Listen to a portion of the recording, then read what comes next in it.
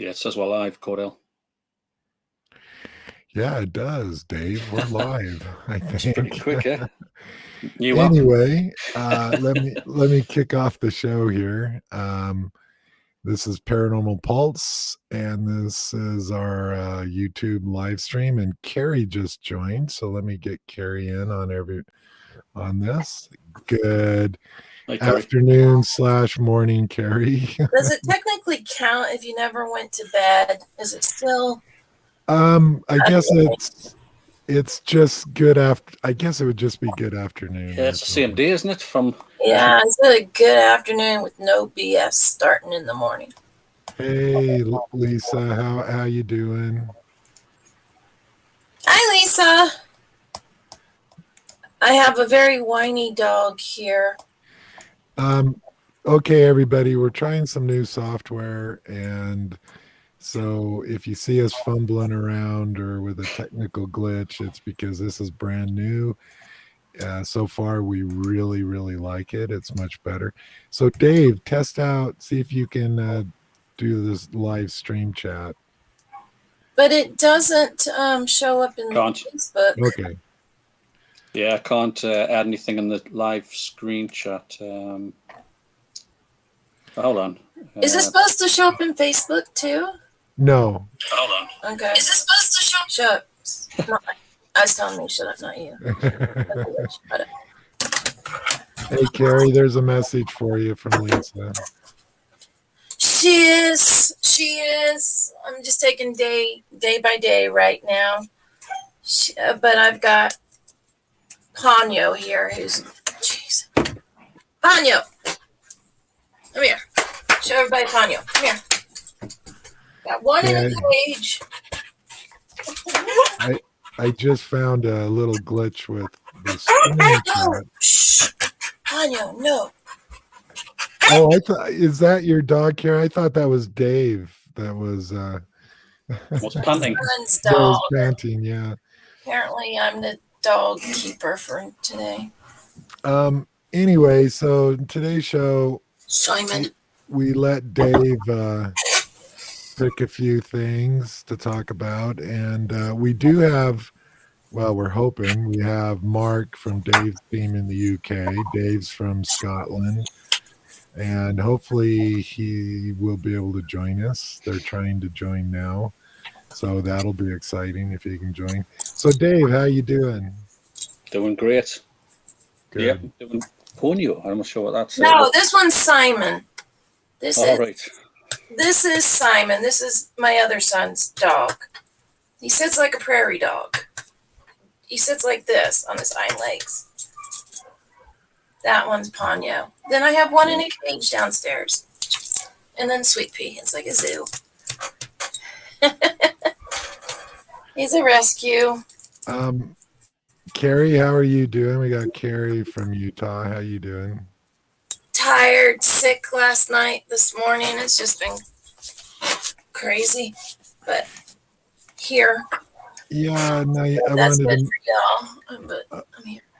and I did want to mention, here in the U.S., we had a Paranormal Pulse investigation last night. I'm a little stressed around the edges, but it was a good investigation. We had a good time. We had 5 people there from our team and two separate buildings.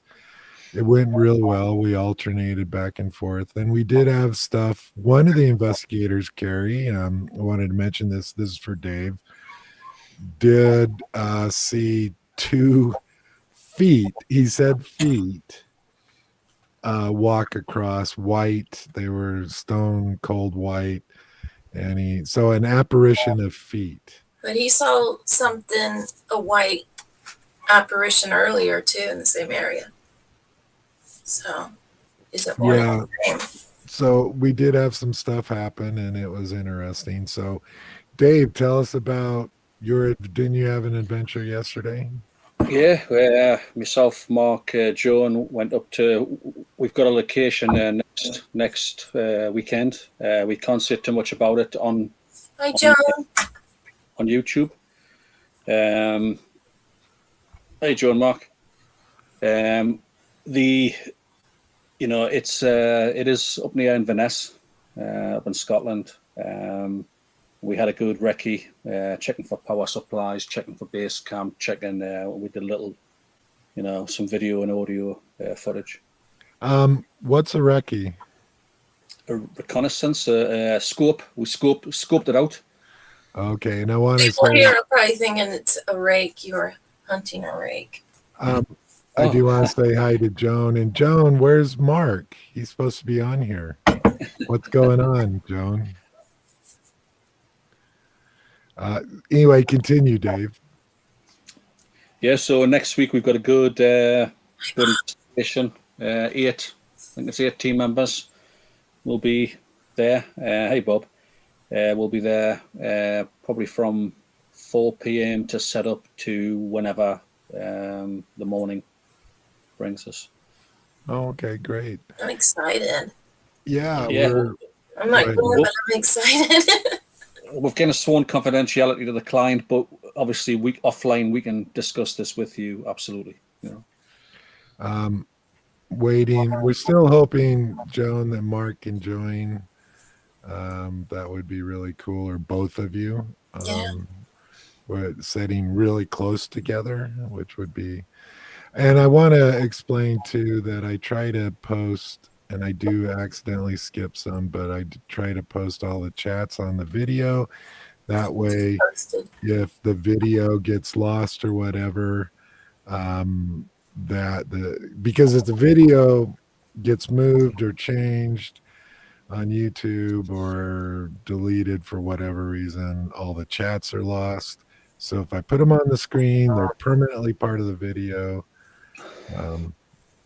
Let's see. Don't even tech. Oh, Scottish Wi-Fi. Yeah, it's. I mean, just to mention that, if we thought ours was bad, and Joan and Mark were saying theirs is pretty crappy as well. Well, to let you guys know, I don't use Wi-Fi for my PC. It's hard. I use Hardware in it. Yeah, Ethernet, Cat6. Wi-Fi, even at its best, is usually spotty, and you can get a lot of glitches. I would always recommend, for any serious work, go Ethernet, go hardwired. That's what we have. We have Ethernet. Yeah, definitely do that. Wi-Fi, and the problem too, guys, is it's like Dave. If Dave is on his Wi-Fi and then his son jumps on an intensive online game, Dave's videos are going to start just getting the spinning wheel as they try to load. So I'll always go with landline. That's just my take on it. Dave, so your upcoming investigation is confidential. Yeah, but it'll I'm be. Really, go ahead. No, yes, it'll be next weekend. Up in Inverness, and we're really looking forward to it. That'll be the first time since really the third lockdown or whatever it was that we've been able to get together as a team. Cool. And we'll just get back into the swing of things. Craig going then? Yeah, Craig. Craig here, Bob, Mark, Joan, Caroline. Yeah. All right, cool. And with this new software, just an FYI, we'll be able to have more guests on than with the previous. So Dave, maybe next week or something, our next broadcast, you can have several of your team members that want to. I want Bob on again so I can be there, because I wasn't on that one. I was sick or something. Something came up. I couldn't join. So. Dave can invite Bob right now if he wants to. Oh, it was Sweet Pea. That's what it was. Yeah, if he wants to, he can, and I'll put Bob on. I'll invite him again through. Can I invite him through this app or just through the email? Through the email. Just forward him the email, and we'll see if Bob can get on. To be the guinea pig as the fourth person. Yeah. So anyway, today's broadcast, because it's been great so far. But wait a minute. What is, Lisa still wants Chris on. we can get Chris on. I can text Chris. Chris is probably sound asleep right now, most likely. But and I'm gonna take a drink. So there we go. I purposely showed that as a joke because if Mountain Dew's listening, they can sponsor this broadcast. I texted Chris. So here's the deal. So this morning I texted Dave and Carrie and said, or no, it was yesterday, sorry, on topic. And Dave had a few things he wanted to touch on from our last broadcast because we really didn't even finish most of it. And so I'm going to turn this over to Dave to kind of kick us off on a subject. And I want everybody in the chat, please ask questions. If there's something else, another road you want us to talk about or go down, let us know in the chat. Please make your comments. We'll try to answer all the comments, etc. So, Dave, why don't you just kick this off? Yeah, just a quickie, Bob. I've just sent you that link to Gmail if you want to click on it and join the team. You know, it depends if you're fully clothed or not. You know, it's always a danger with Bob, right? Yeah. Now, what I thought is, we kind of, do. We've always got so much to talk about, and we kind of jump now and again. We kind of touched on the, locations that aren't traditionally houses, buildings. We touched on kind of the haunted highways, the haunted roads. I know that the US has got lots of them. We've got a number of particularly haunted roads, haunted bridges. We touched on it last time. Haunted woods, haunted lakes. I mean, there's other kind of geographical locations, which do seem to have these sightings. Which therefore suggests, is it really building tied to buildings, or is it just tied to that physical location? I just thought it's an opportunity for us to discuss that, and further. Yeah, and I have a few things I want to touch on that. And Dave, is there something you want to share? You said something about the most haunted road. Yeah. So, I mean, in terms of haunted roads, we'll start with Scotland. And these will be well known in the kind of paranormal communities. There's two key roads. I travel down one of them every week, a couple of times, which is probably why we see all sorts of craziness. But the first road is the A75. It's a major road in Scotland. Do you want to show a map of that? Oh, yeah, okay. Dave's going to share, just so everybody knows. Also, I want to point out, I do not have jaundice. My video seems to be really yellow. You're always yellow. I would just assume it was. Dave and Carrie are like perfectly, all this good lighting and everything. And I look like I have jaundice. So I don't. It's my camera. It's not adjusting correctly. Okay, Dave, go ahead and explain what we're looking at. Can everybody see that? Yeah. Yeah. So as you can see, and obviously this is new software, so bear with me. There's an area called the Kinmount Strait, and apparently it's like a 4-mile stretch of road between like Annan and Carrutherston up here.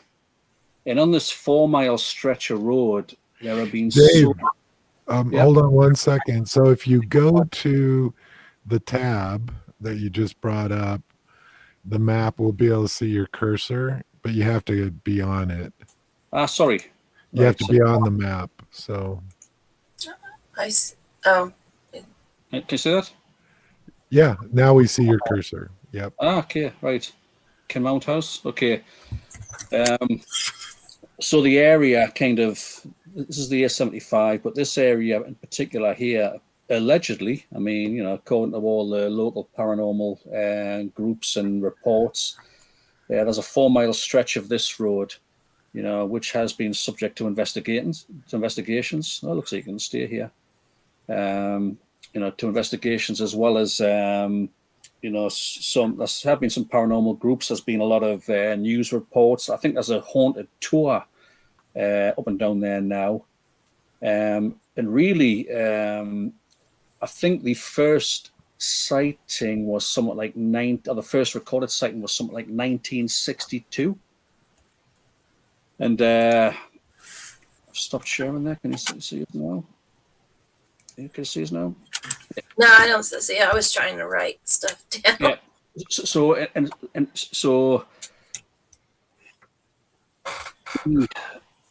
there was a guy called Bob Sturgeon. I've been watching some documentaries and things, and he's kind of he used to run a snack bar like on the route, you know, and basically every day he said people would tell him what they'd seen. A lot of lorries parking the laybys up that stretch of road, and some of them were pretty traumatized come morning because there was that, you know, that common sightings. Now it could be tourism, I don't know.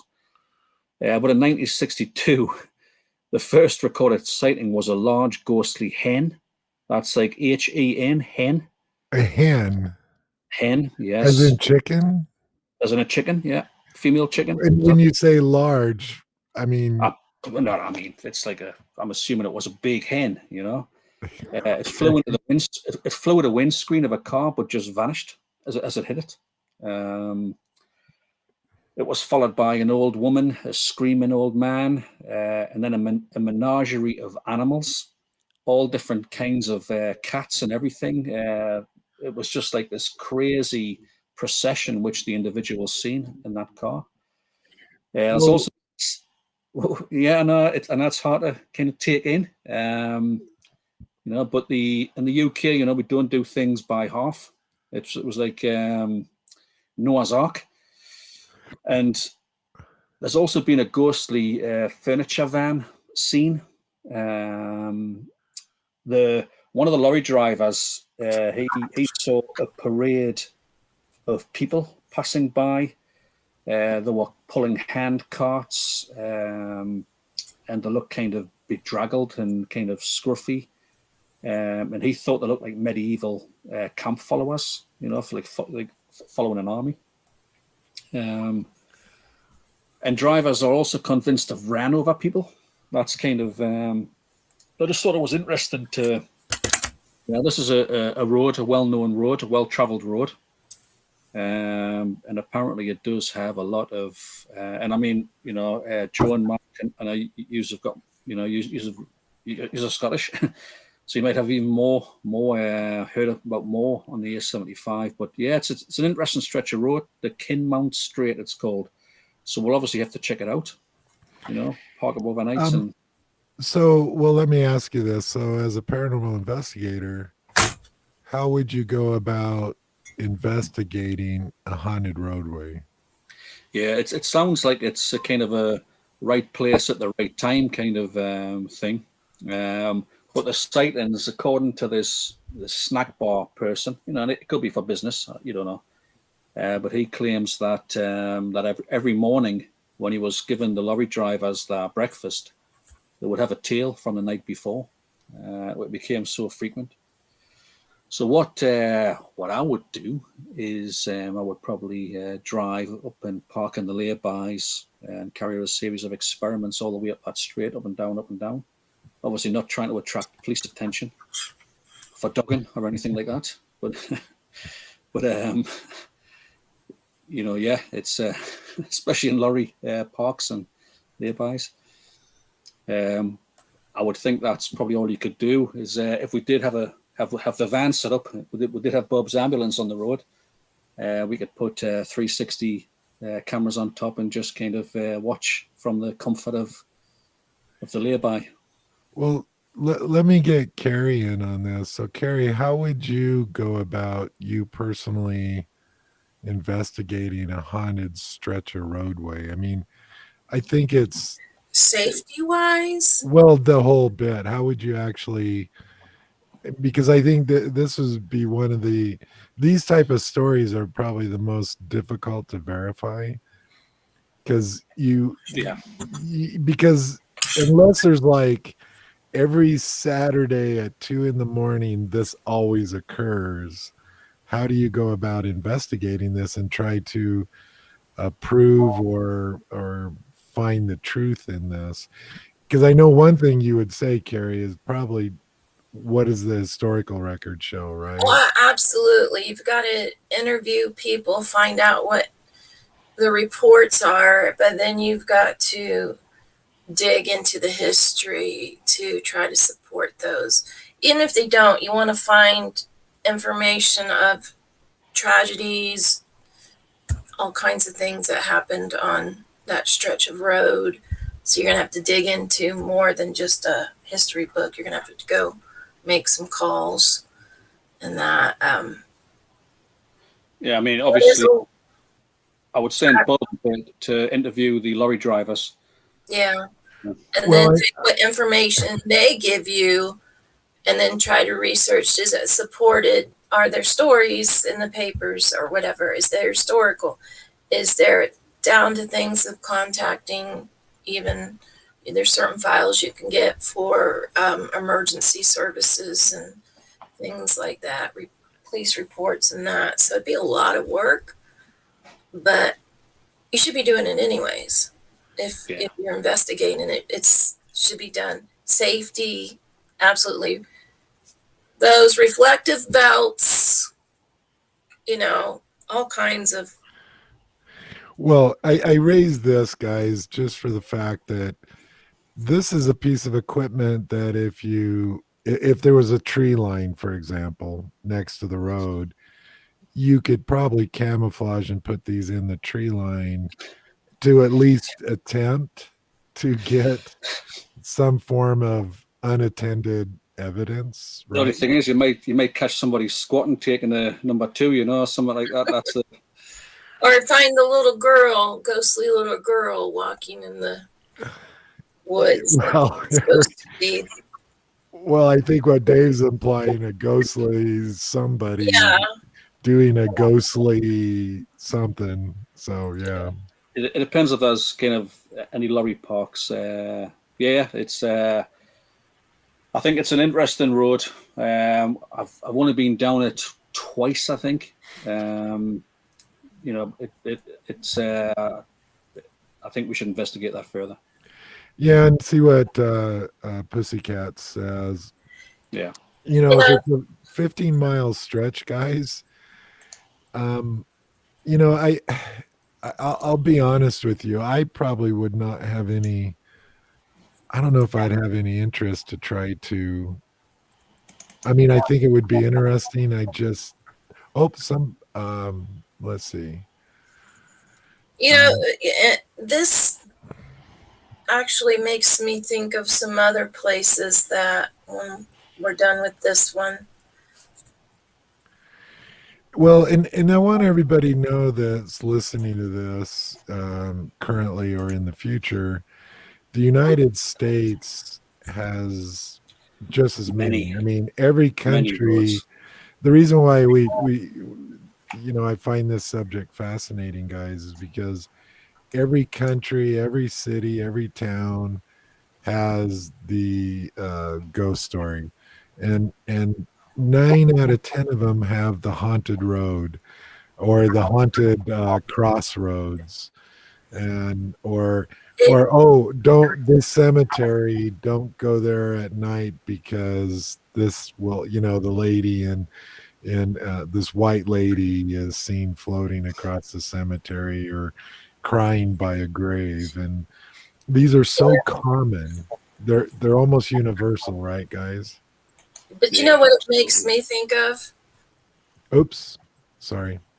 Go ahead, Carrie. Because I've lived there, been to the battlegrounds that take place not only in the U.S., the Civil War battlegrounds, but just every country has some type of battleground. Some more has been fought on some span of land. Like I lived, Gettysburg was just there. There's Well, stretches through there. There's Cowpens, South Carolina. I lived in South Charleston. There's Fort Sumter. There's Vicksburg. And these are all, Mississippi, South Carolina, Pennsylvania, Maryland, Antietam. How many people have reported seeing a Civil War soldier in some of the battlefields I just mentioned just for that? well, And how many over there have been reported Roman soldiers, or there's always those battlegrounds that hold. well, yeah, and I think, I think we could almost cut these into categories, guys, that like Carrie just brought up the battlefields, and in the UK you have all the Roman, you have the Saxons and the Normans, you have these battles that took place, and there you have these hauntings. Then you have the haunted highways or the haunted cemetery that 9 out of 10 times they're associated with love, a broken heart. That it's um, the girl that was died on her wedding night or the day before she was supposed to get married, and so there's this whole long, and so I think there's these definite categories, because Carrie's absolutely right. Battlefields seem to be from ghostly gunshots and cannon fire and Well, there's horses. stretches of roads and highways that are the scenic. I Ah, remember that. But also categories are caves. Mammoth Cave in Kentucky. It's, these are my stomping grounds. Haunted from Native Americans to different things. Even back to Mothman in West Virginia, there's a whole stretch there. The bridge, the stretch of land, the Bell Witch Cave. I well, mean, there's just categories of all this stuff, like Dave was saying in the beginning. That's just not a building or location. I gotta go bring a dog in. okay, well, here's the interesting thing, Dave, is so we got all these categories, right? And I want to give a third category, Mothman, here in the States, that a lot of people believe that was an omen of doom, right? The Mothman only shows up when there's going to be a horrible catastrophe, an event, and people are going to die. So you have these omens, these things that appear, and you have that in the ghost spiritual realm, whereas it's like the banshee in the UK. If you hear the scream of the banshee, somebody's going to die, right? Or you're going to die. It's like an omen. So you Yeah, have somebody in the household, yeah. Mothman, yeah, and you have banshees and that. So, but here's the where I kind of want to go down for a minute. So let's go back to the highways real quick. These roadways that UFO highways. that people have experienced stuff on. Because I want you to talk about, Dave, the fact that some of these historically aren't associated with anything, including a village or Yeah, I anything mean, like that.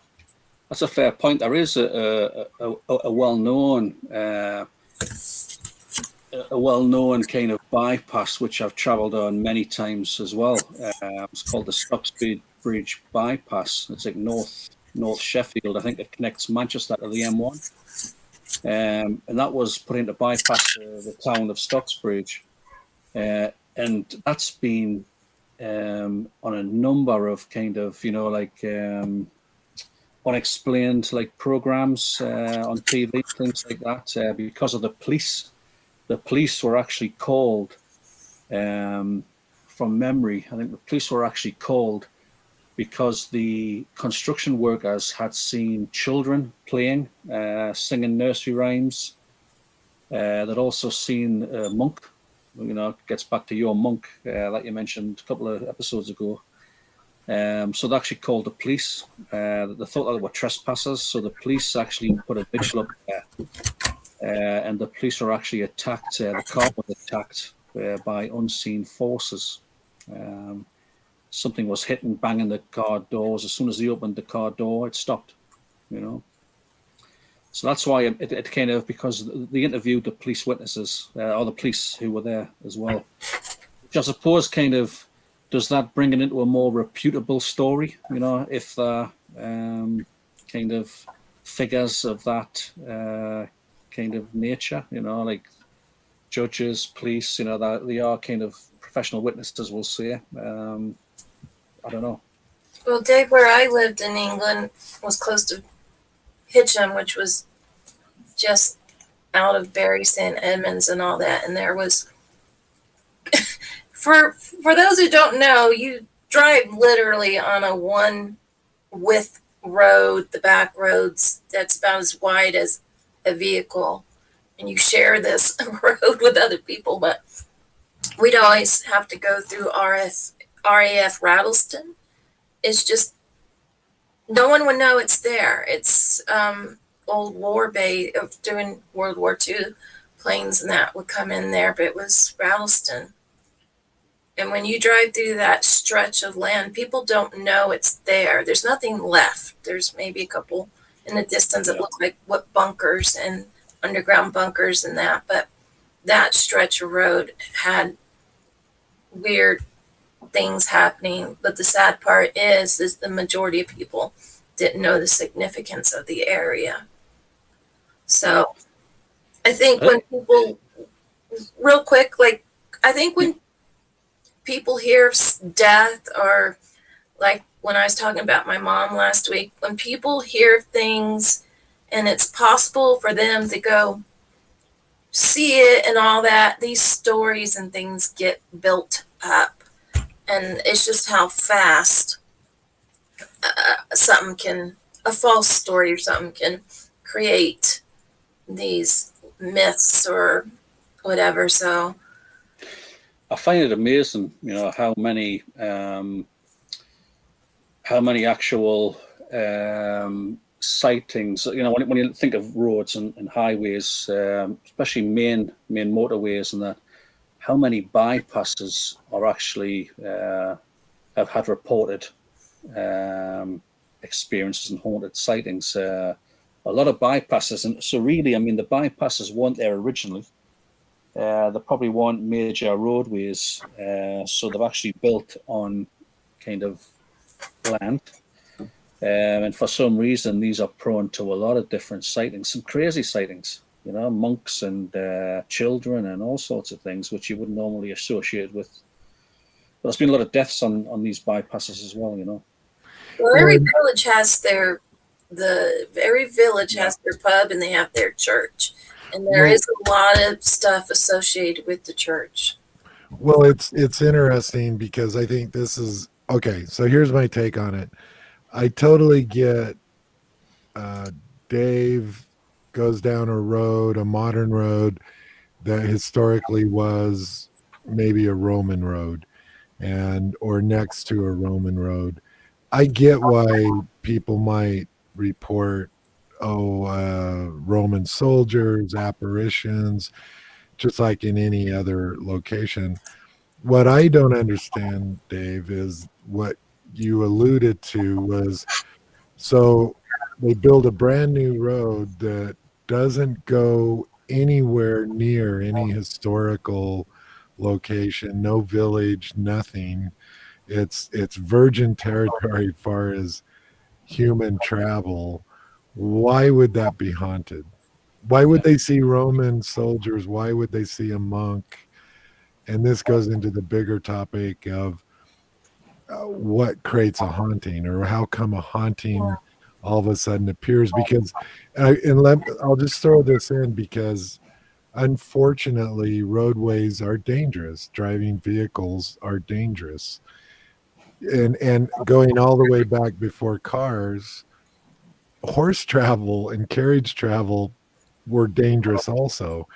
And a horse is a huge animal. People got hurt and killed on horses.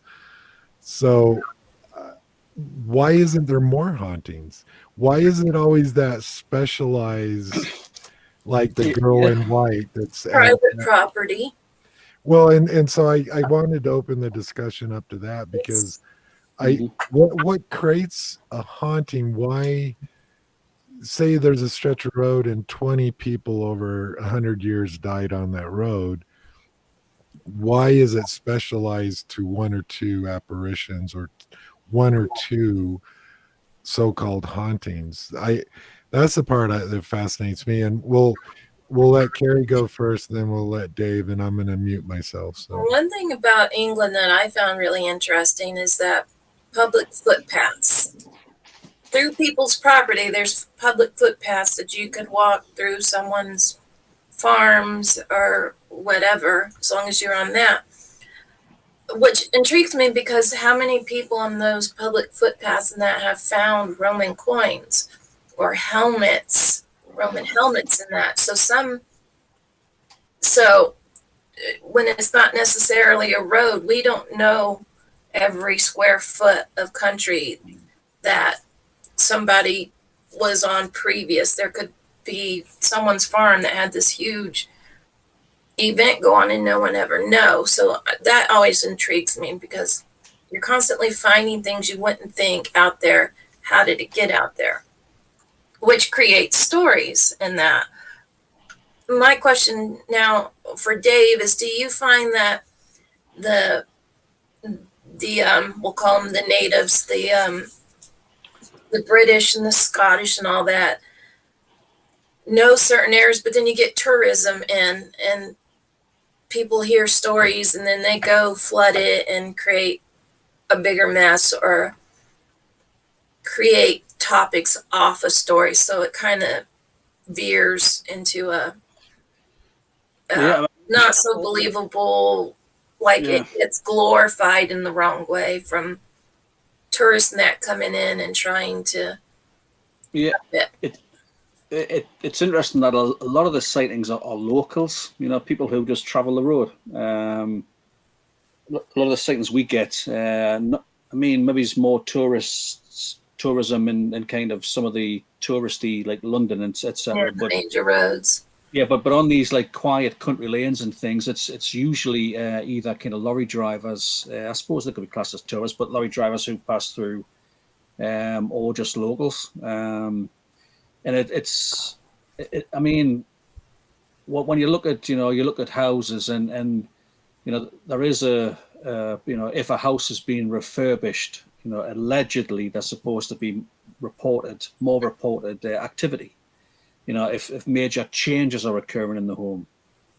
And I just wonder if it's like, there's major changes occurring on the land because they're building these bypasses, cutting through trees, forests. I just wonder if it is something to do with a change, and don't know what it signifies. Otherwise, why would you get, things appearing on roads that weren't even built there? So if it was a kind of a time thing, well, there would be like 30 foot down, and rather than elevated. With a bypass. So, see, now I'm talking about where we lived, and the road was literally as wide as your vehicle, and each side had like 6 foot ditches down. And you do 6 feet. Those roads, you go through.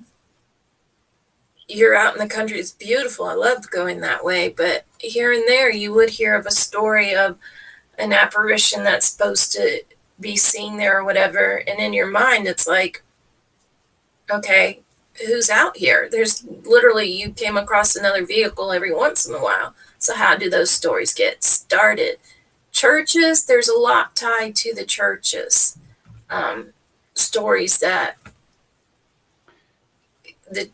have tied into the church and kind of have spread a little bit. And some of the villages, and there's the different type of churches, styles, and which we dug into. But we don't know who was walking those grounds, what's being found, why is this being found here, or so. I think about 70 to 80% of sightings, are white ladies. I know we have a church kind of in Northumberland, which was like 1100 AD. You know, it was hidden just nicely out the way of any Viking raiders because it was more inland. But that, I mean, there's a reported white lady who appears at the end of a path there. You know, when I was a kid, we'd go up and try to find her. You know, there was a reported white lady. I mean, I saw how one of these tales is created firsthand because a friend of mine, when we were about 7, he come to the house and said, Dave, we've just seen a ghost, and since that moment there was a ghost there. Everybody, all the kids went up, Yeah. and then he admitted that he made it up. You know, But, yeah. but people seen it because people were expecting to see it. You know, If you don't see it, then something's wrong with you. yeah. So when you're driving through, you better see it, or hell, what's wrong with you? You know. Well, it was a rite of passage. You know, we used to have to, if we wanted to join the gang, we used to have to go up to the haunted school, and we used to have to touch one of the windows on the main building. Well, you can guarantee, I mean, you used to run after that, you know. So yeah, I've seen them how they created firsthand, you know, from absolute falsity. Well, yeah, I remember we had those too. The house you had to go up to, but it seems like when there's some type of tragedy or death, and people can get to the area or whatever, then these stories start getting blown up and out of proportion, and then next thing you know, you've got some ghost story about something that started as completely different. So, guys, let me interject here real quick. I'm curious because you guys, the last minute that you guys have been talking, what in my mind you're alluding to is the urban legend, right? Is because, like Carrie mentioned it, there was a place in Florida, this house in the woods from the 1800s. I even had a little cemetery next to it. And it was like, oh, go spend the night there, you know. And inevitably, those that actually spent more than an hour there, regardless of whether they actually spent the night and they said they did, but they have to see something, right? They have to report like, oh yeah, this horrible thing happened, or I saw X, Y, and Z. And that really falls in the urban legend. And now Be bigger and grander than the last person. well, yeah. And so let me ask you guys this question.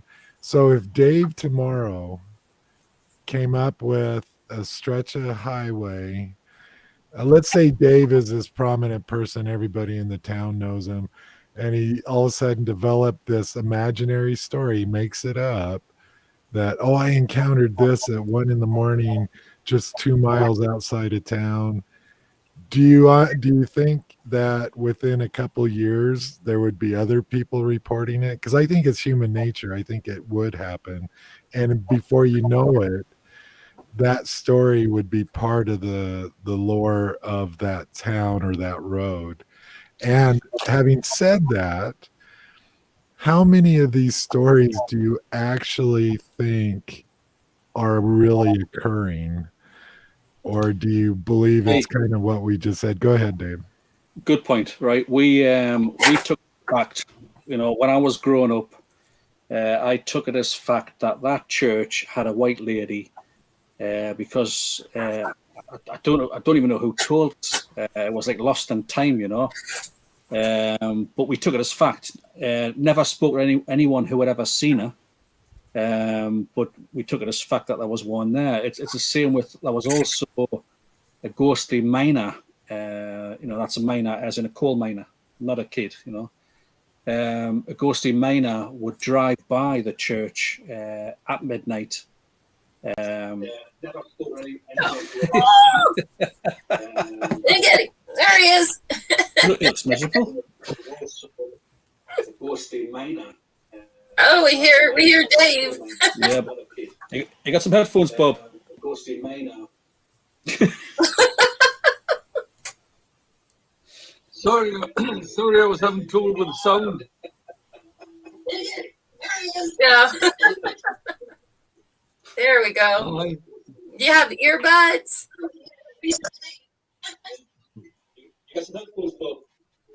I left them at your house. Make you muted. Yeah, I just You mute are? him. There we go. Yeah, earbud. You are? Is he on the delay? He's on a big delay.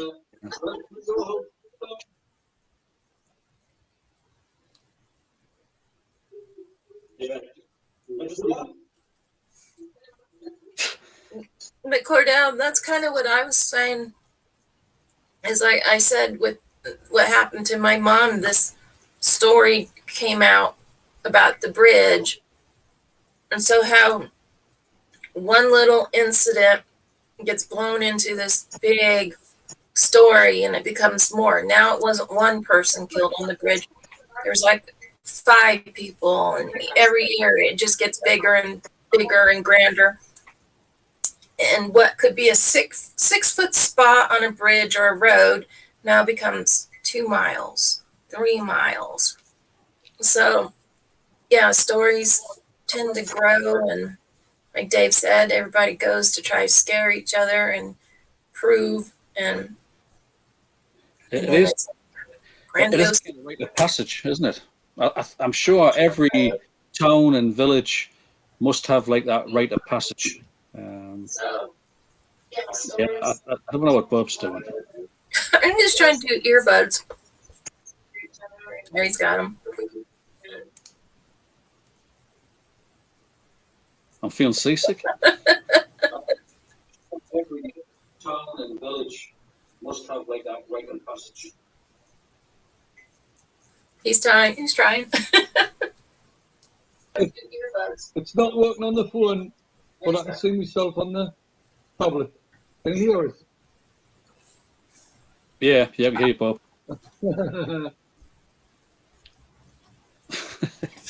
Right. There, I think it's good now, isn't it? Right. We're looking at the just the very tip of your head, Bob. Cordell, you did ask for Bob to come on. Actually, I did. Could have I warned think you. I hadn't now. Bob, I want you to know that is your best angle. You're not. You haven't looked better. What's I'll going tell on here? you.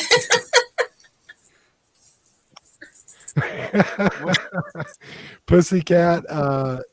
Yeah, it might be attached to the yo-yo cam, I think is what they call it. The yo-yo cam. There we go. There's Bob. There. Hey, Bob, you all right? Not better. Welcome, Bob. How you doing? Good, I guess. Is he hearing me? Bob? That's way too close, Bob. That's more than I... Is Bob hearing me at all?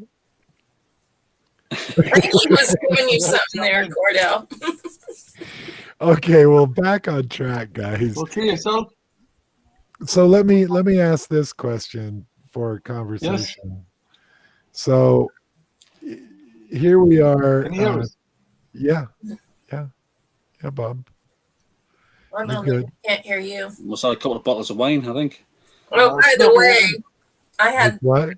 had a box up here get thrown off. That's what that crashing was. Right? Oh, really? I had something on back here get thrown off. So I'll have to look. No, it's not working. We hear you. He hasn't switched over on his audio settings. Yeah. Bob, if you can hear us, what I'll do is I'll come around and set up for you. Okay? Bob, if you can hear us, what I'll do is I'll come around and set up for you. I'll sit still. It must have about 3 phones connected, all watching it, because it's a lag. But we know at least we can get 4 on no problem. Oh, tablet. Well, what we could do, guys, is I could mute Bob, and then Yeah, when why Bob not? wants to talk, Yeah. raise your finger, I Bob, can when you mute want myself. to talk. So when you want to talk, Bob, raise your finger and I'll unmute you. And this finger, Bob, this finger. I like Bob's finger. Uh, Oh, so, what? You didn't raise a finger, Bob. What? sorry. What? You didn't raise a finger, Bob. What? Yeah, John, it's just a click and play. It's yeah. Bob, Dave, you're becoming the IT specialist, right? So okay, back to the show, guys. So here's my question to the panel of experts here in front of me. So we got these haunted highways, haunted cemeteries, battlefields. There's battles, Europe, the U.S., everywhere in the world. There's been battles and everything. Great Wall of China. So I wanted just to get you guys' take on the fact: what if, Bob, there, Bob, stay just like that, Bob. That's good. Um, or haunted buildings. It doesn't matter. Haunted buildings, haunted highways, whatever it is. So let's say in the UK, there's a old town. The town, for whatever reason, gets demolished. They build a new highway through it. What happens to the spirits and the ghosts? Are they tied to the land, do you believe? Do you think they will continue going through their haunting, or do they disappear? What's your guys' take on a piece of land or a building, a structure that you believe to be haunted? What would happen if that building was totally destroyed, or a new highway was put through, a road or whatever? So that's kind of what I want your take on. We'll start with Dave first. Go ahead, Dave. Do you have a take? Yeah, that's a tough one because it depends what you believe this kind of phenomenon to be, isn't it? It's if there is some kind of intelligence there, or I can only look at castles, right? When there's a lot of castles which, even though they are demolished, there are still things seen in the ruins. We investigated one, and there wasn't much left of it. There was still sightings. There was sightings in the ruined, on the second level, in some of the windows. There was still sightings. There was a sighting outside, kind of running into the ruins. So yeah, that's really tough, Coyle. It's if these things are kind of like a repetitive, like that stone tape thing, and they can't be replayed. If you believe that, then therefore, if the building is down, and it isn't linked to that building material in any way, then they should, in theory, be able to still replay in that location, shouldn't they? But what if they were being replayed like second or third floor, and there was no second or third floors? Do you see them at height now, or because in theory you probably should have, unless they're prone to gravity. So yeah, I don't know. I honestly don't know. That's a really tough question. It's just from personal experience. We haven't seen anything when the place has been demolished, probably because we haven't been there. We just haven't gone back when locations have been demolished. We've felt no need to go back and investigate a piece of land, if you like. That would be a good idea, to be honest. Okay, thanks, Dave. Carrie, what's your thoughts on it? And can you repeat the question? I'm sorry, I was thinking of Lake and Heath when we were there. There were dorms that people were reporting were haunted, and it became this kind of yeah, sure type thing from people, but it just people kept giving reports. So when they went to knock the dorms down, they found an old village of people, pots, pans, all the stuff, and the bodies were still there. It was built on top of a little remains of a village. So were these reports because what was there that nobody apparently knew, even when they originally built the place? They had to cut it off and come in with the ground things. So when it comes to land, we don't know everything that's right below us. Well, yeah, and you hit on the question, Terry. The wait a minute. What was that? It's Ponyo. Oh, um, Oh, Bob. uh, I think Bob's fallen conscious there. well, yeah, you better check on Bob, Dave. Oh, he's fine. Okay. But it still takes one person to, like a mediator between here and there to even, it takes somebody or person to even get these events out. You Well, know, let's just say if no one ever reported anything, would anybody know anything about it being Bob disappeared. possibly haunted, as we don't like saying? No.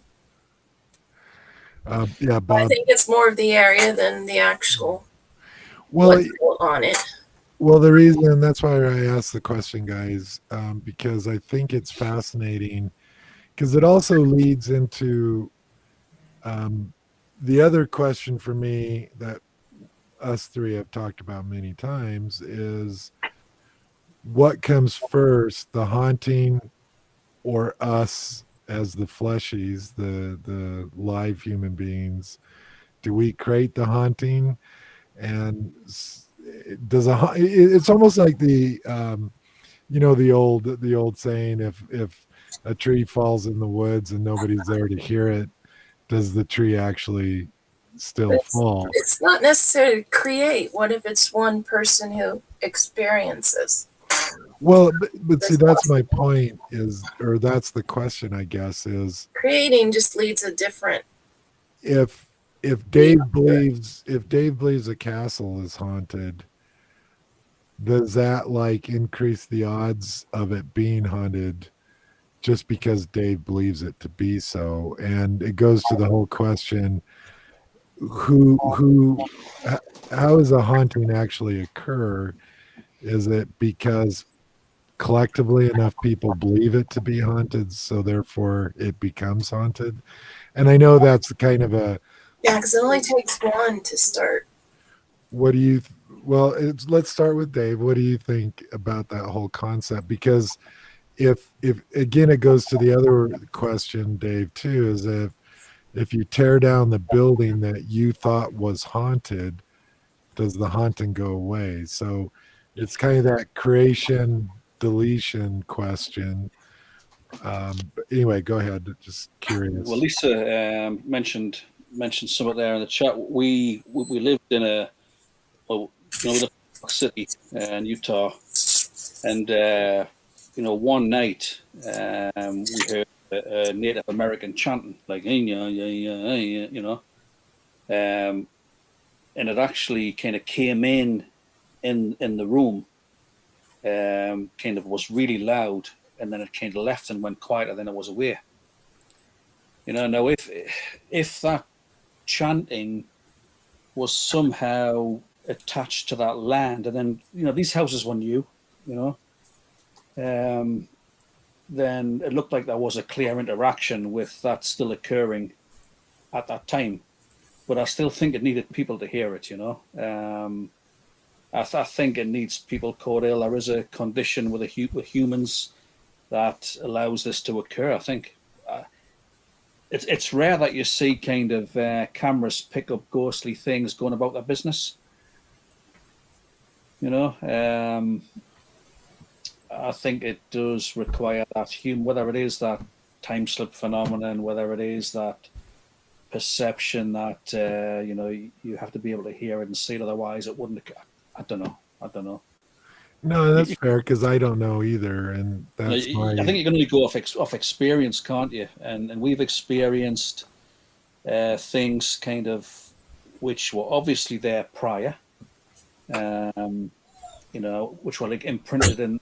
This was the second floor. We were up in the bedroom, and it's rare that it came into the second floor. It came into that. We had open window because it opened the window because I thought that was a band playing, and then it came into the room. Now that wouldn't have been a second floor there unless there was a hill and they kind of cut through it for to build the houses. But yeah, I honestly do. I'm waffling now, aren't I? I don't know. Yeah, well, no, and my short answer is I don't know either. That's the very, very, very short answer. Carrie, what's your take on it? No, mine was the same. It takes one person to experience it or make it possible, because nothing's ever reported if someone doesn't say something about it. So I think it does take us. I do think it's more with land necessarily than buildings. And how is it any different if one person is experiencing things and the others aren't? Does it wipe it out? Is it not happening? Is it happening? It's all just something that's, I think we're going to continually ask. Like if you're in a house where things are happening, if no one ever acknowledges it, then is it not? That's the same thing. It takes one person or someone to acknowledge what's happening for it to be. Well, and here's why I asked these questions and this last question, because in a way it takes us full circle back to the haunted highway of why that's occurring and All right, why let's see what's going on. and why people. Let me. I'm going to mute Carrie here real quick. So it takes, to me, it's full circle back to the haunted highway. Does it take an event and then take a number of people collectively to say that's haunted? That 5 mile stretch, that 1 mile stretch, that lake, because there used to be a cabin there. It's haunted if you go down there because a woman drowned. When the conditions are just right, people will see it. And to me, it's kind of all in one of the same thing. Dave, is what constitutes or what creates a haunting. I'm going to unmute Carrie now. There we go. So I guess ultimately, guys, the question is, how do you think a haunting starts, whether it's on a roadway? I mean, obviously the simple answer, right? We could all answer it, go, well, some accident, tragedy that occurs, a war, some form of unexpected death, and people will automatically assume, in general, oh, that's haunted. But what really creates a haunting? Is it us as a collective going, oh yeah, my friend told me because he has a cousin that has a girlfriend that saw this white lady, and then therefore once that story starts traveling, then it does start happening, and more people. I know this is kind of a deep question that we don't have the answers to, but I think it's critical we talk about this stuff, because we always go into a place, we find evidence, go, yep, this place is haunted. Oh, we don't say that. But well, I know I'm being just really general for the question. So people go in going, yep, this place is haunted, or like your house in Park City, Dave, you guys believe 100% that it was haunted. But what came first, you or the haunting? And we don't tackle, other than historical research, what caused the haunting. And I often wonder, do we create the haunting by the fact of sheer believing it to be haunted? All right, Carrie is eager, so we'll start with Well, no, Carrie. because Oh, I know wait. this may Then not we'll come out we'll right. we'll start with you, then we'll go with Dave. Go ahead, Carrie. So what if you live, let's just say, a house and it's active and the person living in it, this is just normal. It doesn't even make them think it's outside of the norm. It's just a normal thing happening for them. And then someone else comes in and either they don't experience it, but the other is, or so I now I'm all tongue tied about it. Is it one person can go through things and the others not know it? So is it then a location that's active, or is it a location that's not, depending on the person? It doesn't make sense what I'm trying to say. Is if we lived at your house there, Cordell, or had a house, and things were happening all the time, and you didn't tell anybody, it was just normal. I move into the house, or Dave moves into the house, and it's like nothing. Where's it lie? Is it an active place? Is it not an active place? It's dependent on the person then. Carrie? Understand what I'm saying? Yeah, So no, it's, and like I said, this is not, I don't think this is a cut and dry answer. And so you're absolutely right. And I think this is a tough question, but I think it's one we need to talk about. What's your take on it, Dave? So to simplify it, and I know this doesn't really explain the question, but what comes first, us or the haunting? What creates the haunting? Do you think it takes someone to acknowledge it. I think it takes two things, Corel. It takes some sort of activity at that location, whatever that may be, and it takes the individuals with a perception or whatever to experience it. You know, you could have someone move into a house. You know, how many times have you heard that? You know, people have lived in a house, loads of activity. They've moved out. Next people move in, nothing. You know, I think it takes the kind of, it's a partnership between the whether it's perception, whether it's you know, whether there is something with the individuals to be able to hear and see. But I think it also takes some phenomenon to be occurring in the house, whatever that is. You know, I think when the two come together, you know, you get a haunting or something, or an experience. Carrie, you want to add anything to that? No, it's kind of like you need a mediator or something that just is a little bit of this, a little bit of that, but we don't know. We just don't know. Yeah, and It gets back to that cycle. It gets back to that point. You know, if there is consciousness there, then yes, you have an interaction. It's a conscious interaction. You know, you have responses based upon what you're doing at that time, and we've had that. We've had that more from an EVP perspective, we'll say, rather than a kind of a physical perspective. Although we have had a ball thrown at Carrie, so we have had kind of an interaction at that time with something, right? On the other hand, you know, a friend of mine saw two people getting married in the middle of a field, middle of a farmer's field. The church wasn't there anymore, but they were, and they were getting married. Well, the two of them were just standing there, bride and groom, full daylight. You know, obviously an apparition or a memory or an echo or whatever you want to call it. You know, you know, I think it could be a combination of things. You know, I still believe in the kind of the time thing. That's times are somehow glitching together. You're seeing them; they could be seeing you.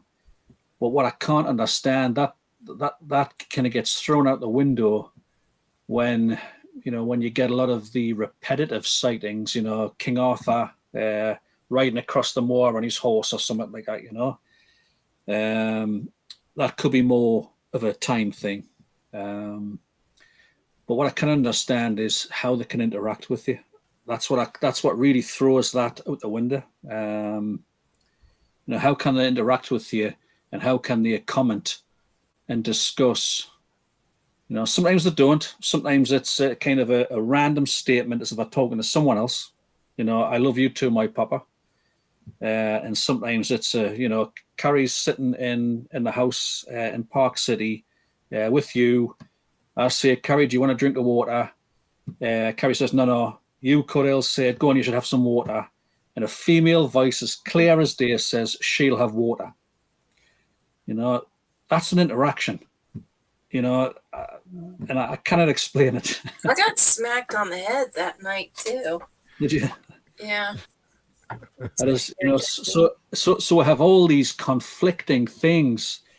You know, some things fit into that category, some things fit into that category, and it's got to be a combination of all categories. What's happening there?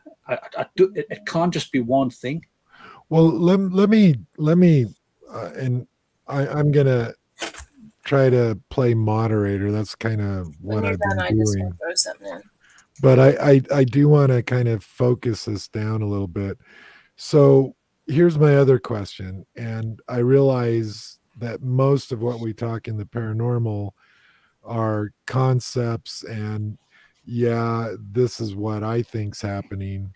We can't honestly sit here and tell people we know 100% this is what's occurring. We can't do that. But so let's say this. Do you think, again, I'm going to take the haunted highway approach. So say 1,000 people go down this road every day and night, 24/7, 1,000 people. And for every 1,000, there's 3 people that report this woman that's an apparition on the side of the road in a wedding dress, whatever, doesn't matter. Do you think it's associated with those 3 people why they see it and the other 997 don't? Do you think it's a mindset connection with this other world that we're trying to describe? It's like investigators. Why are investigators attracted to the paranormal? Why do we become investigators? Because we have this unseen connection. Do you think that could be why people, and only a certain amount of people, actually experience hauntings? And David, goes to back what you said, why a house is horribly haunted, people move out because they can't take it anymore, another family moves in, nothing, dead silence. Or do you think it's more just, anyway, I'll leave it at that question. We'll start with Carrie, and I know you had something to add. Well, it just makes me think is, you know, the individual person is never going to have an identical reaction or experience as the next person. There's always a difference. So if you look at it too, you know, we use equipment and we get certain pieces of equipment work better. We capture more stuff. Well, the humans kind of like that too. Some of us are going to capture this or this, but if an individual, you can't tell somebody if they go through something it's not real. Even if you can't come up with the evidence. And I just totally got lost in what I was saying. I was going back to what you had said before that. So redirect me, because you were saying about With the question, this last question or the question before that? No, I was kind of going with the question before that, because I was going with, like, you can have an individual in a house or location that literally is the person that things are directed at, or they're going through all these things and it's very real. Then you bring someone in and yeah, we capture some EVPs or something like that. You just can't, it goes back to who does it. Never mind. I'm getting all tongue tied now. I'm reading No. notes, trying to go through 2 questions. Yeah, that's fine. You do have to have somebody, and you can't sit there and tell somebody, whether it be 3 people going down the highway, maybe they're more in tune and this resonates more within them than the next person. Maybe someone else sees it, but it's like, that's just not even a possible thing. Out of sight, out of mind. And that was the second or Yeah, the last which question. kind The of tied first, in what I was trying to say is the human mind. We don't all acknowledge experience at the same levels. Yeah, and so never my gonna first, have a duplicate experience, or I can't sit there and say you're going to have the same acknowledgement towards something as me or as Dave. And so right. it's a tricky question. Well, yeah, I know, and I purposely, it's not an easy question, but none of these, a lot of these questions that we're confronted with, um, you can think too much about them and overthink them, No, and this isn't overthinking. so It's just basically, it just and takes one person. so the two questions, and we'll go back to Dave now. Dave, is that the first question was what came first, the human believing there's a haunting or the ghost? And then second question, the last question was kind of was a totally is a separate question. The fact that, do you think people that experience hauntings are just in tuned, and those 900 people that did never will ever see that apparition on the highway, it's because they don't have the mindset for that, they don't have a connection emotionally, and they just will never ever see it. And those that do see it, it is 100% real, but they have a connection to it. So those are kind of the That's last what two I'm trying to questions. say. It So resonates Honestly, differently. go ahead. yeah, I honestly think that, I bet there's only, somebody's, a road gets a reputation of being haunted by a white lady.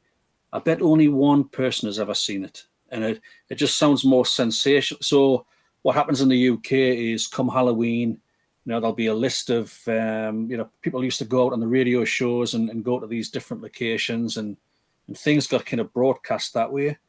I bet, it wouldn't be uncommon for, say, well, the white lady was seen by one person, but now people say that the road is haunted by a white lady, haunted by, and that might have been a legitimate sighting. That could have been somebody escaped from a, lunatic asylum there, just kind of in a nightgown running across the road or something. You just never know.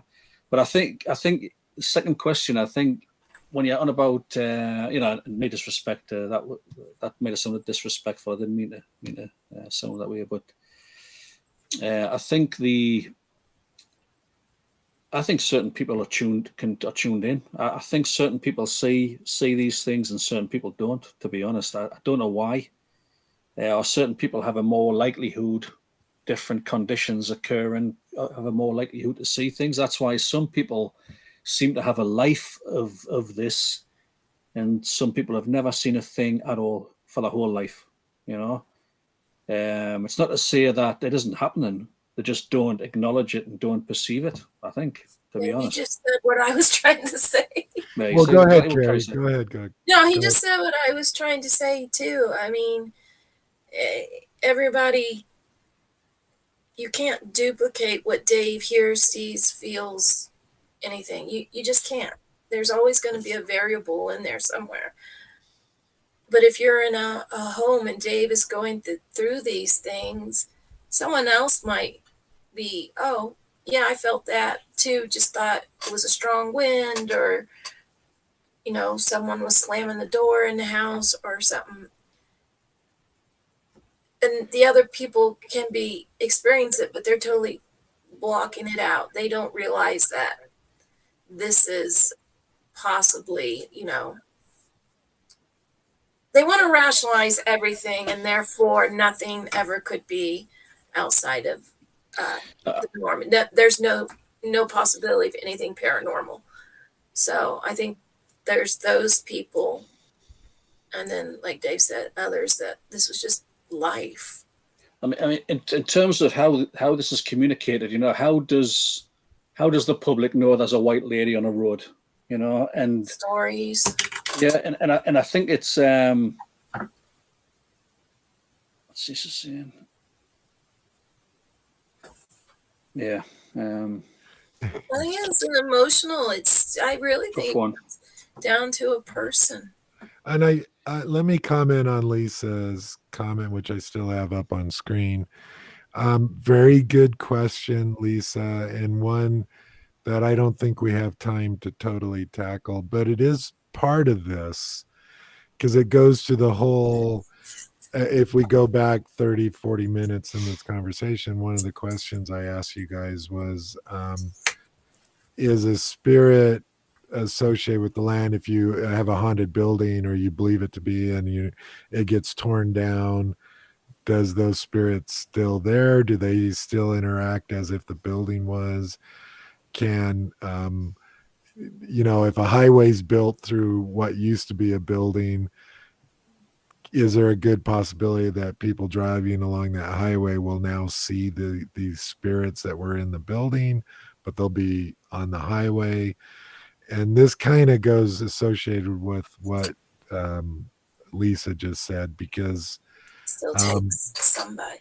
and yeah, so Dave, you want to comment on that? We don't have time to go because I think it's almost another whole topic about traveling and it goes to what me and Carrie's talked about recently a lot, was with other people, is also coming home with you and doing things like that, and that's probably another whole show. But I'll let you, and then Carrie, you go ahead and comment. We got some more. Pussycat has made another comment, which I'll get up on the screen. Go ahead, Dave, and then Carrie. Yeah, I think how much of it is your mind filling in the blanks. You might see something. It could be perfectly natural, but or supernatural, we'll say.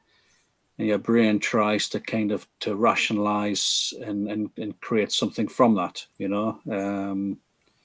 What's to say that you're driving on a road, you see something white out the corner of your eye, you would automatically, you might put two and two together and think, well, this is haunted by a white lady. I've seen a white lady. What the TV programs do is they go to the police and ask for like reports of sightings, and that's a kind of, and that's when things. I got approached once for reports of a location from a TV company, so they get to know who's investigated or who's been there, and they start pulling it all together. Then they put a show out, and then everybody knows that it's haunted, and then it just skyrockets. That's haunted or not. I think for Lisa, what Lisa mentioned there is, I think a lot of it has got to do with kind of emotional side and the kind of the longing and the wanting and the do you kind of project something at a time of need or whatever, do you project familiar images? You might have been thinking about the individual. I don't know. And that's why we're in this. We just don't. There's lots we don't know, isn't there? Yeah, go ahead, Carrie. Your take on it. If you're talking about that, how do, as a child, things you have no clue of, you have no understanding of any of it, but as a child, it's there. You present it. So, for me, it was just always was. It just, things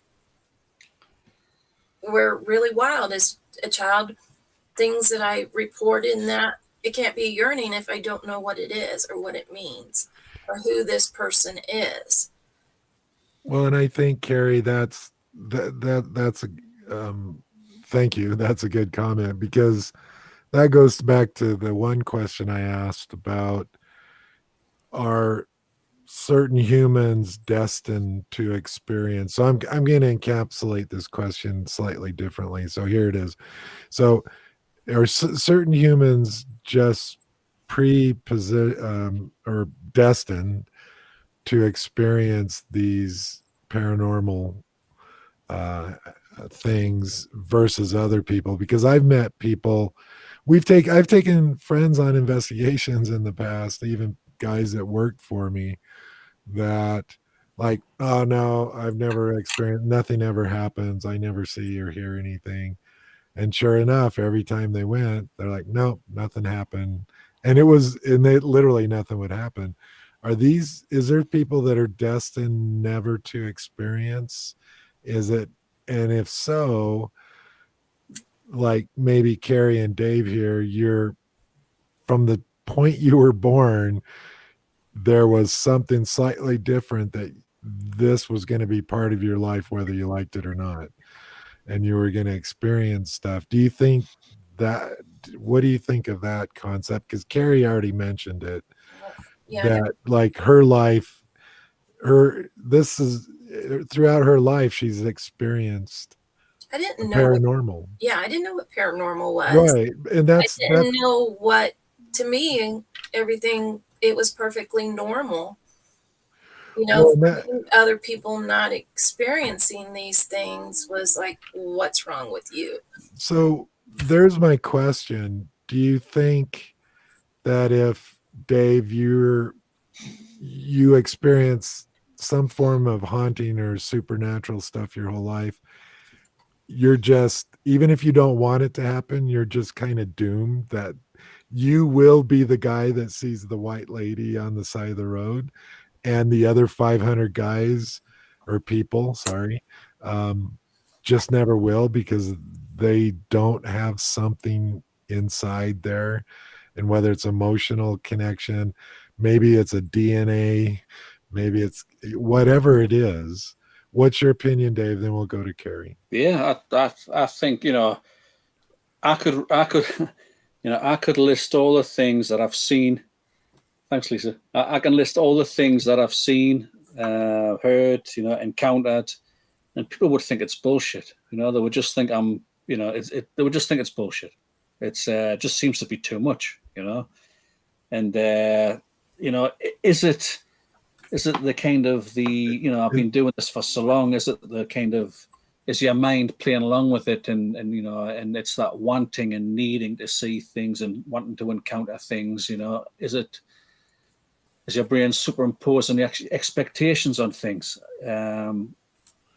I don't think so, because I have seen things with other people. Seen things with yourself, Cordell.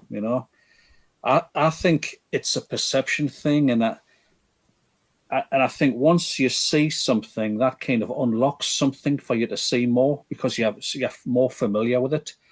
And I've mentioned this before. It's a bit like when you're listening to an audio recording and you're listening for an EVP, you never hear it, but the minute you hear the first EVP, you seem to know what you're looking for, and therefore you seem to hear them a lot more. I think it's a perception thing. I think some people are more prone to see things than others. That's what I think. Okay. Do you, one quick follow up, Dave, then we'll go to Carrie. Do you think if you're more prone to this, or some, at birth, this is like there, it's stamped in? Um, do do you think that it's forever, even if you don't want to ever perceive anything? Do you think you're stuck with it, and you can never just on your own mentally never perceive it again? I've had most of my encounters and sightings in normal situations, at work, coming home from work, where this kind of thing couldn't be further from my mind. UFOs, Men in Black, which I could tell you with some time, So cryptids, ghosts. It's mainly been when you're least expecting it and you aren't even thinking about it. so your answer, I take it, is yeah, you're just kind of doomed, that you can't ever turn it off or get rid of it. Yeah, I It's would going to think. be there with Yeah. you the rest of your life. And I'm not a medium, and I'm not a psychic, and I don't Those- believe in all that. Well, Carrie, and we're Birds. we're Don't know. going to you next, Carrie. So go ahead. Okay, so I'm just gonna lay it out. I grew up this way. I knew things, saw things, reported things. It doesn't matter if I was in my own home, if I was somewhere else, I could be in a different state. It was just norm. It wasn't until I started getting in my teenage years that I started realizing that my norm wasn't everybody else's norm. And then I started becoming the creepy kid. And then that's when at that age, you start holding it all in. And then you get to a point where you just literally feel like through the years, you're going to explode. You share it with someone who You have to, because they're seeing you do these things and come up with this information, and it's like, how does she know that? How, and things. And it's just, it's hard for people to be honest and true about it, because they do get claimed, oh, you're full of shit. That's just bullshit, and it's not. There's no control over what you might hear, see, feel, any of it. But at the same time, you have to respect that the other person may not. But I think, I'm 52 years old. Right now, I'm like, screw it. Other people think it's BS, then to them, it's always going to be BS. And for those who grew up or this, own it and try to explore where or what you can get with it. I'm not saying that you can't present it as a solid evidence or anything, but I definitely think people need to start thinking about, this is possible. Let's try to expand on that instead of saying it's all BS, turning an eye to it, and then focusing on other things and leaving a perfectly good possibility there. Dave's or Cordell's muted. Yeah, Cordell, you're muted. Oh, sorry. I think the consensus, thanks, Pussycat. That's another way of putting it. Yeah, and I think the consensus is. I've seen it over and over where people have spent their whole lives and they've literally. And I'm curious. I've always been curious. Well, these two people lived in the same house. One experiences a bunch of weird stuff, and the other person doesn't. And the comments usually, well, the experience was meant for the person that's experiencing it. But I think it goes deeper than that. I think from my experience, guys, and this is just my take on it, what you guys have already answered, is I think some of us are, like Joan put in the chat, maybe pre-wired.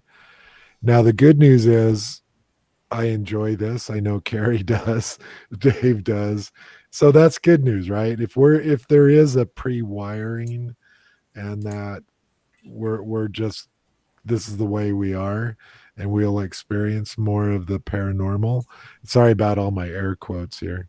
But on the other side of the coin, for some people, it can be a really negative, really bad thing.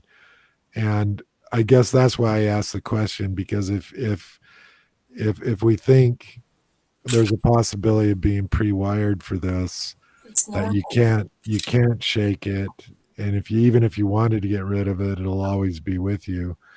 Now, most of us, like Carrie and Dave, both of you said, and some people in the chat, it's a good thing. It's a normal thing. That's the problem. It's normal. Well, but there's some people that, it's not, would love to be able never to experience again anything paranormal, whatever that may be. But and we're getting near to the end of the chat. We actually hit our hour and a half, believe it or not.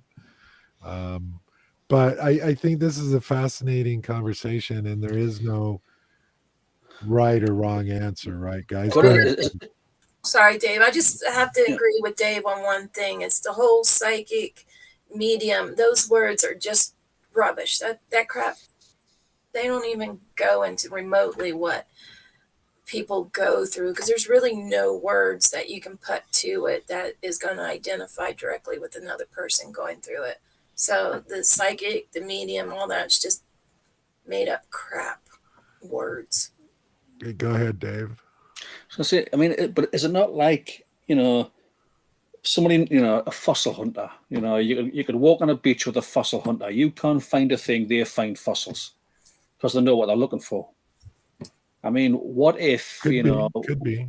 What if we do know what we're looking for, or we do pick up, we do sense the kind of the atmospheric conditions which usually lead to this, the hairs on the back of my neck go up, the hairs on your arms go up. You get that feeling that something's there with you. You know, and then it could be your brain interpreting that and maybe superimposing someone on that. I don't know. But I still think, I agree. I think for some reason, you know, people are more tuned than others, and I think they are more prone and likely to see things or feel things. I absolutely agree with that. Okay. And Carrie, do you have anything? We'll each do a final thought on this, but go ahead, Carrie. And you know, what's the order of someone experiencing thing? The hair standing up and all that can be after fact, or you know, there's times that hair standing up and that it's just could be anything, but the that's not the part that you're really experiencing. It's not the so you know, unfortunately through the years, it's like being a teenager again. You're loony if these things happen, but I don't think if people talk about it, then we're not going to be any further 10 years down the road or question everything. Absolutely. But if we don't discuss topics and these things, we're not going to advance anywhere in this field. Nowhere. Okay. Thank you, Carrie, and thanks, Dave. And I think we'll start wrapping this up. So I wanted to just take what the last topic we just talked about, tie it back into our women in white on the highway. The reason I went down that road, guys, is because just like in all hauntings, I'm fascinated why that, you know, again, 1,000 people going down this road every 24 hours and only this small percentage ever perceive it or see something. And so I'm tying it back into that. But, and I'm mentioning that just because it's an example of that we have our own thoughts on this. We have a lot of questions, and every question we think we answer, it begs 3 more new questions. And I think it's interesting, this whole concept of haunted highways and churchyards and cemeteries and everything, because Bridges, yeah. not well, and I think for me, I'm always fascinated because not everybody sees them, and that's kind of where we ended up here. Why isn't why aren't they more visible? Why aren't they? What's causing this, et cetera, et cetera? I think people report the so-called white because if you go back, you know, people dressed with white sheets to represent a ghost. Casper, the friendly ghost, white. It was like everything that to the ghost word was associated with the color white. And now everything's just a white lady or a white. I'm not saying the white's not out there, but I do think people will just throw, oh, it's white. It's you describe something paranormal as white. And Carrie, you have a common thing with pussycats there. Just thought I'd mention it. You're not weird. We're normal. So anyway, I think we will wrap it up. We're hour 40 into this, and as usual, it went by really fast. Did we finish? No, I don't think we've ever finished the topic. We can, you know, we'll for every 10 topics we do, we got to start looping back and touching back on some of the other ones, because we, in a lot of cases, we didn't really, we kind of scratched at it. Right. Yeah, we kind of scratched at it. And the interesting thing, guys, about these conversations is if you really look at everything we've talked about, they all tie into each other.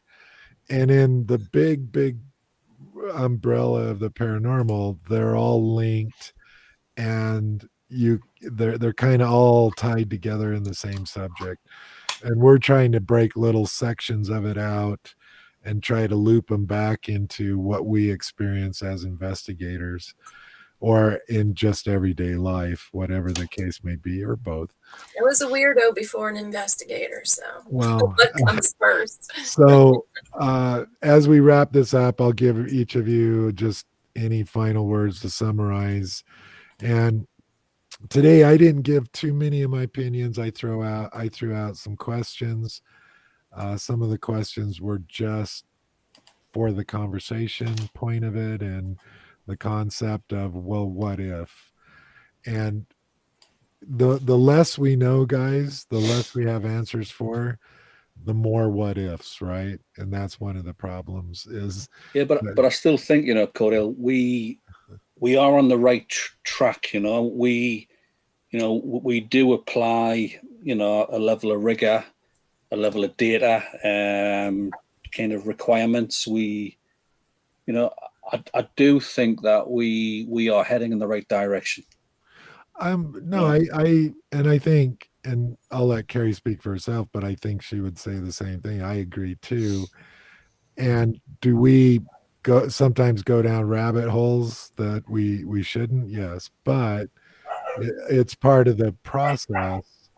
It's 100% part of the process. Dave, are you barking at me or is that No, Dave's it's damn dogs. dog? Well, no, I'm just checking because occasionally on some investigations I found Dave started barking at me. I don't know why. But I'm going but to disagree with you, Cordell. You say we go down rabbit holes. We I shouldn't. said sometimes. We need to go down every single rabbit hole to try to Yes. get And that was my point, these that and honestly topics. that is my point, is that sometimes we go down rabbit holes, but at the same time that's a demonstration of how much we don't know. And the less you know, the more what ifs you Yeah, add you have to you you ask. have to go through every single rabbit hole. You have to um be the thing about it is I absolutely respect you guys beyond belief and trust you guys in that. And I think that has a lot. You gotta respect your team. You gotta respect yourself too. But your team, no, we can't take personal experience or things, all of us saw or something and present it as evidence. No, we can't do that. But at the same time, besides just giving evidence to clients or whatever, we do need to find out yeah. what's going on per se with just us or another team member, or, I mean, the possibilities are open. You just got to keep going forward, collecting, and just question. Okay. I mean, it's a constant go. But Okay. I think we should do this more often. I think we should kind of review where we currently are to date. This is where we are as a group. This is what we've identified. This fits into this scenario, this idea, this concept, this. And I'm so much more open with you guys. There for years, I just kept everything to myself and it was killing me. So once I realized I get questioned and all that, and that's fair. But I think there has to be a mutual respect amongst the yeah, team and understanding. And it's just, Well, I hate to cut it, but we're going on 15 minutes over, and so we got to wrap it up. Or, as we always say, we could probably go on another 6 hours about this topic, and we'll circle back because it's all interconnected, and we'll touch on topics that we did a month ago, etc. And so we never leave a topic behind. We're just setting it on the shelf temporarily till we get back to it, but we do need to wrap it up. And so here's my spill, guys. I really find this topic fascinating because like I've said at the beginning, every inch of the world, every town, city, location has the haunted road, the haunted cemetery, the haunted lake, you name it, the haunted woods, everywhere. And it's easy to brush it's easy to brush it all off because every place has one, and so it's easy to brush it off, but it's part of the paranormal, and I really enjoyed this part of the topic, and hopefully we did okay on it. And I think we're left with a lot of unknowns. And I will say that for everybody, and everybody in the Paranormal Pulse family, We always will be honest, and when we don't know, we will say it. And Pussycat, You thank too, you. John. Yeah, and everybody, and then I'll turn it over to Carrie and Dave to summarize on this topic about these haunted locations. But I want to thank everybody in the chat. Thank you so much. You guys make the experience complete. Without you guys, we would just be talking at each other. And it's nice to know you guys are there. And thank you for the thoughts. And again, any question or topic you would like us to talk about in the future, please let us know. If you don't follow us on YouTube, please click the follow button. And at a minimum, just hit the like button. It does help us. And then I feel good and I can sleep at night. And Chansey doesn't get upset. If you click the like button, it makes her happy. Somebody clicked the like button because she's all calm and collective and purring away. So No way. anyway, I'm going to say good afternoon or good night, depending where you're at. And I want to thank Dave. Thank you so much for taking your time out in your evening. Carrie, thank you so much. And I'm thanking Carrie a little extra because we were on an investigation last night. I know how I feel. She didn't get any sleep. I know I can imagine how she It feels. is But Father's Day in the States too. I was just gonna say that was gonna be the last thing I said as I say goodbye. So goodbye, everybody. Thank you again, and yes, happy Father's Day to all the fathers out there. And anyway, goodbye. I'm out. So Carrie, you say goodbye, then Dave. Bye, guys. Bye, Cordell. Yeah, Dave, happy Father's Day. I know you're an awesome dad. And Lisa, love you, miss you. Joan, yeah, you guys be true, be honest, and question everything, but yet just keep everything in perspective and try to advance on it. That's all we can do. But Dave, you be safe in your travels. I worry when you have to drive back. So, but Can thanks. see all sorts on the roads, though. Oh, I know. That's the thing. It's like, Great. Go back. What were we talking about? And as you're doing it, watch the road. So, but cheers to everybody. Have a great week.